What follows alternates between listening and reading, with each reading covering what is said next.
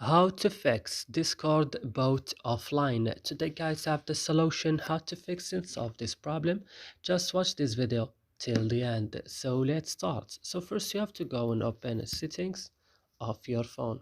After this you have to go directly to apps or applications, and here you will go to Discord. Wait. When you found it, just open it and go to storage option and click on clear data, click OK and go back and click on force stop and click OK. And the last thing is going to Play Store and updating your Discord again.